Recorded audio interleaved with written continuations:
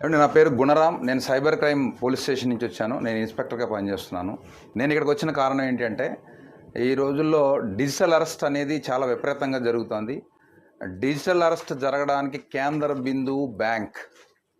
అది ఎస్బీఐయా, యాక్సిస్ బ్యాంకా, ఇంకో బ్యాంకా, ఏదైనా ఒక బ్యాంక్. నేరం అనేది ఖచ్చితంగా ఇక్కడి నుంచి జరుగుతుంది. ఆ జరుగుతున్నట్టు నేరం ఏ విధంగా జరుగుతుందన్న దాని మీద మీ అందరికీ అవగాహన ఉండాల్సిన అవసరం ఉంది. డిజిటల్ అరెస్ట్ పేరుతో లేకపోతే ఈ సైబర్ క్రైమ్ ఫ్రాడ్స్ పేరుతో సుమారుగా మన ఆంధ్రప్రదేశ్లో ఈ సంవత్సరం అంటే జాన్యువరి నుంచి ఇప్పటివరకు 800 కోట్ల రూపాయలు పైబడి డబ్బులు పోయినాయి అంటే ఒక్కసారి మీరు గమనించండి. బ్యాంక్కి ఏదో కస్టమర్ వచ్చాడు, ఆయన డబ్బులు ఆయన ఇష్టం కదా, ఆయన ఏదో పేరు చెప్పాడు, నేను రాసేసుకున్నాను, ఆ పేరు కరెక్ట్గానే ఉంది, నేను చెక్ చేశాను, నా పైన ఆయన చెక్ చేశాడు, ఆ పైన ఆయన చెక్ చేశాడు, పంపించేశాం అంటే కుదరదు. ఎందుకంటే ఇంటర్నెట్ బ్యాంకింగ్ ఫెసిలిటీ పేరుతో మీరు చాలా ఫెసిలిటీస్ మీ కస్టమర్స్కి మీరు ఏర్పాటు చేశారు. మీలాగే భారతదేశంలో అన్ని బ్యాంకులు ఏర్పాటు చేశాయి. కానీ ఏర్పాటు చేసిన దాన్ని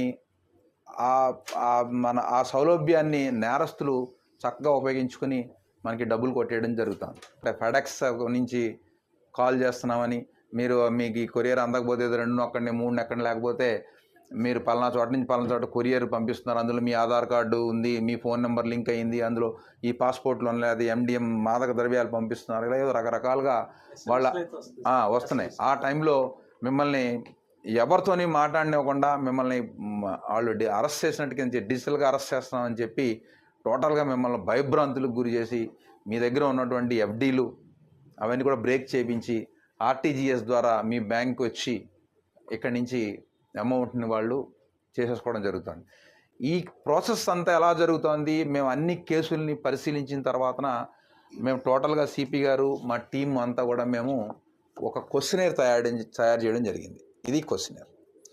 ఈ క్వశ్చనేర్ కనుక మీకు ఎవరైనా జాగ్రత్తగా వినండి, మీకు దగ్గరికి ఒక కస్టమర్ వస్తారు, అకౌంట్ నుంచి 2 లక్షల రూపాయలు పైబడి వేరే అదర్ స్టేట్ ఖాతాకి దేనికైనా వాళ్ళు ఎక్కువ అమౌంట్ ట్రాన్స్ఫర్ చేస్తున్నారు అంటే మీరు ఫస్ట్ చేయాల్సింది ఏంటి?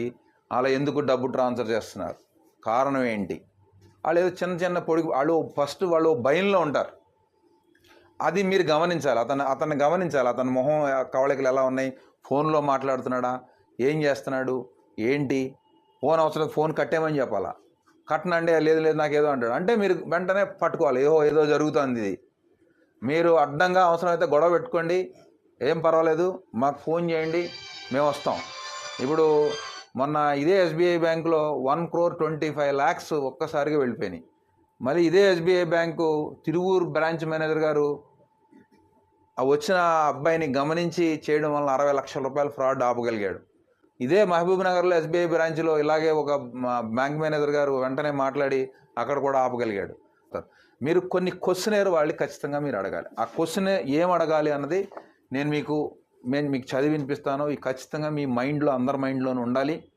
అటెండర్ దగ్గర నుంచి బ్యాంక్ మేనేజర్ వరకు ప్రతి వాళ్ళు కూడా ఈ విషయం గురించి తెలుసుకుని ఉండాలి. లేకపోతే కానీ ఖచ్చితంగా క్రైమ్ ఇక్కడి నుంచే జరుగుతుంది, బ్యాంక్ నుంచే జరుగుతుంది. దీన్ని ఏదో బరువు, ఇది బర్డెన్ అయిపోతుంది, నేనెందుకు అడగాలనేది కాకుండా మీరంతా కూడా ఖచ్చితంగా బాధ్యతగా ఫీల్ అయ్యి ఒక గుడ్ ఫెయిత్తో మీ కస్టమర్ని సైబర్ నేరం నుంచి నివారించాలి అనేటువంటి గుడ్ ఫెయిత్తో మీరు ఇక్కడి నుంచి పనిచేయాల్సిన అవసరం ఉంది. ఇలా చేస్తేనే, మనందరం కలిసికట్టుగా ఇలా చేస్తేనే ఈ నేరాల్ని అరికడతాం. దీని గ్రావిటీ ఎంత ఉంది అంటే లాస్ట్కి మన దేశ ప్రధానమంత్రి గారు మన్ కీ బాత్ కార్యక్రమంలో డిజిటల్ అరెస్ట్ గురించి చెప్పేటువంటి పరిస్థితి వచ్చింది అంటే ఈ నేరం తాలూకా తీవ్రత ఏ విధంగా ఉందో మీరంతా గమనించాలి. మళ్ళీ ఫామ్ నెక్స్ట్ ఎవరికో పంపిస్తారు, నెక్స్ట్ బ్యాంకు మీరు వచ్చింది కదా అని ఇలా గీసేసి సంతకాలు పెట్టేసేసి మనం ఇలా చేసేస్తామంటే మాత్రం ఇక్కడి నుంచి కుదరదు. తేడా వచ్చిందంటే మీరు కూడా కేసుల్లో ఇరుక్కుంటారు. టార్గెట్ పీపుల్ ఎలా గుర్తించాలి అంటే 2 లక్షల రూపాయలు పైబడి తన SBI అకౌంట్ నుంచి, సేవింగ్స్ అకౌంట్ నుంచి ఎవరైతే నెక్స్ట్ కరెంట్ అకౌంట్స్ ఉంటాయి కదా, ఆ కరెంట్ అకౌంట్కి RTGS ద్వారా ట్రాన్స్ఫర్ చేయాలని అనుకుంటారో వాళ్ళని మీరు ఫస్ట్ టార్గెట్ గ్రూప్గా మీరు గుర్తించి అయ్యా ఎందుకు చేస్తున్నారు, ఏం క్వశ్చన్ అడగాలంటే మీ పేరుతో అరెస్ట్ వారెంట్ జారీ అయిందని ఎవరైనా మిమ్మల్ని భయపెట్టారా, మీరు స్పందించకపోతే వెంటనే అరెస్ట్ ఆర్డర్ అమలవుతుందని బెదిరించారా? మీ మీద నాన్ బెయిలబుల్ కేసు నమోదైందని చెప్తున్నారా? మీ కేసు లా ఎన్ఫోర్స్మెంట్ ఏజెన్సీలకు పంపించామని బెదిరిస్తున్నారా? అరెస్టుకు ముందు ఇది మీకు చివరి హెచ్చరిక అని బెదిరించారా? మీ ఖాతాలో అనుమానాస్పద లావాదేవీలు గుర్తించామని చెబుతున్నారా? మీ ఫోన్ నెంబర్ క్రిమినల్ కార్యకలాపాలకు లింక్ అయిందని భయపెడుతున్నారా? విదేశాలకు కొరియర్ ద్వారా పంపుతున్న ల్యాప్టాప్లు, పాస్పోర్ట్లు, సిమ్ కార్డులు, మాదక ద్రవ్యాలు వంటి నిషేధిత వస్తువులు మీ పేరుపై ఉన్నట్లు ఎయిర్పోర్ట్లో గుర్తించామని చెబుతున్నారా? మీరు నిషేధిత కంటెంట్, ఉదాహరణకు చైల్డ్ పోర్నోగ్రఫీని యాక్సెస్ చేశారని ఎవరైనా బెదిరించారా?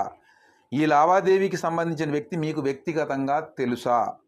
డిజిటల్ అరెస్ట్, ఫైన్ లేదా నాన్ బెయిలబుల్ కేసు పేరుతో మీపై ఒత్తిడి తెచ్చి డబ్బులు ట్రాన్స్ఫర్ చేయాలని చెప్పారా? మీరు ఎవరితోనైనా ఫోన్లో మాట్లాడుతున్నారా? సిబిఐ, కస్టమ్స్, ఈడీ లేదా పోలీస్ అని చెప్పి మీకు వీడియో కాల్ చేసి చూపించి భయపెట్టారా? లింక్ లేదా ఈమెయిల్ ద్వారా డబ్బులు పంపాల్సిందిగా ఒత్తిడి తెస్తున్నారా? మీ బ్యాంకుల్లో ఉన్న ఫిక్స్డ్ డిపాజిట్లు రద్దు చేసి డబ్బులు పంపమని భయపెడుతున్నారా? మీకు గల ఆదాయ వనరులు 1 సంవత్సర కాలానికి లెక్కగట్టి దానిలో సగం డబ్బులను పంపమని బెదిరిస్తున్నారా? ఈ ఖాతాకు గతంలో మీరు ఎప్పుడైనా నగదు చెల్లింపు చేశారా? మీరు ఈ లావాదేవీ చేయకపోతే చట్టపరమైన సమస్యలు ఎదురవుతాయని బెదిరించారా? CBI, ED, customs, police video call ద్వారా అరెస్టులు చేయవని మీకు తెలుసా? సైబర్ నేరాల పట్ల అప్రమత్తంగా ఉండి వెంటనే 1930కి కాల్ చేయండి. నేను యాక్చువల్గా ఈ క్వశ్చన్ అంతా చదవడానికి 1 మినిట్ లేదా 1.5 మినిట్ పట్టింది. కస్టమర్ని మీరు జాగ్రత్తగా ఛాదస్తంగా అతను తిడతాడ తర్వాత విషయం తర్వాత, ముందు ఈ క్వశ్చనేర్ కనుక మీరు అతనికి వేయగలిగితే ఈ క్వశ్చన్స్ అన్నీ కూడా ఆల్రెడీ అతను ఫేస్ చేసి ఉంటాడు. అతను ఒక భయంలో మీ దగ్గరికి వస్తాడు, ఓ భయంలో ఉంటాడు. ఈ అడిగితే ఓ ఎస్ ఇవన్నీ అడుగుతున్నారు, వాడు కూడా నన్ను అడిగాడు, ఓహో ఇది ఫ్రాడ్, ఇది ఖచ్చితంగా నా డబ్బులు కొట్టేయడానికి ఎవడో ట్రై చేస్తున్నాడు అని ఆ క్షణం నుంచి మీరు అతన్ని బయటికి తీసుకురావాల్సిన గురుతరమైన బాధ్యత మీ అందరి మీద ఉంది. అది మీరు మాత్రమే చేయగలరు. మీ కస్టమర్ని మీరే రక్షించాలి. కస్టమర్ ఎటువంటి పరిస్థితిలో ఉన్నాడు అనేది కూడా మీరు గమనిస్తూ ఉండాలి. మీరు ముఖ్యంగా మీరే చేయాలి. అటెండర్లు, సెక్యూరిటీ వచ్చిన వాళ్ళంతా సార్ ఇక్కడ ఇటువంటి చూడండి అని మీరు చదివిపించాలా. ఏమంటే ఇదే బయట బోర్డు, పెద్ద బోర్డు పెట్టండి, ఫ్లెక్సీ పెట్టండి, నేను మీకు సాఫ్ట్ కాపీ పంపిస్తాను, పెద్దది పెట్టండి. వచ్చిన వాళ్ళని వెళ్ళే వాళ్ళని చదివించాలి.